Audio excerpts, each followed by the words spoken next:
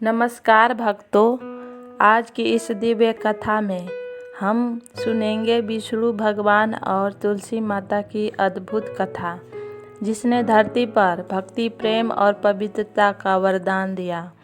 बहुत समय पहले धरती पर एक महान असुर राजा हुआ, जलंधर। वह शिवजी के आशीर्वाद से इतना शक्तिशाली हो गया था कि देवतागण भी उसे पराजित नहीं कर पा रहे थे। उसी शक्ति का रहस्य थी उसकी पत्नी तुलसी। तुलसी माता अत्यंत पवित्र, पतिव्रता और धर्मपरायण थी। उनकी निष्ठा के कारण जलंधर अजेय बन चुका था। देवता चिंतित हो गए और भगवान विष्णु के पास गए। उन्होंने कहा, प्रभु, यदि जलंधर ऐसा ही शक्तिशाली रहा तो धर्म का नाश हो जाएगा। भगवान विष्णु ने परिस्थिति समझी और निर्णय लिया कि जलंधर को पराजित करने के लिए तुलसी को अपवित्र का भंग होना आवश्यक है। एक दिन जब जलंधर युद्ध में गया तो भगवान विष्णु ने उसका रूप धारण कर तुलसी के सामने उपस्थित हुए। तुलसी ने जब पति के रूप में भगवान विष्णु को देखा तो उन्होंने प्रभु का स्वागत किया, लेकिन जैसे ही सत्य प्रकट हुआ तुलसी क्रंदन कर उठी, हे प्रभु, आपने मेरे पतिव्रता का अपमान किया है, आपको इसका फल अवश्य मिलेगा। तुलसी माता ने क्रोध में कहा, आप पाषाण बन जाए।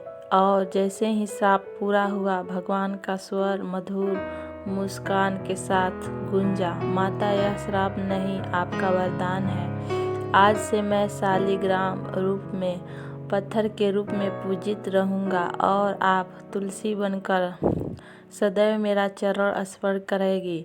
जहाँ जहाँ मेरी पूजा होगी वहीं आपकी पूजा भी होगी। तभी तुलसी का शरीर सुगंधित पौधा बन गया, जिसे हम आज तुलसी माता के रूप में पूजते हैं।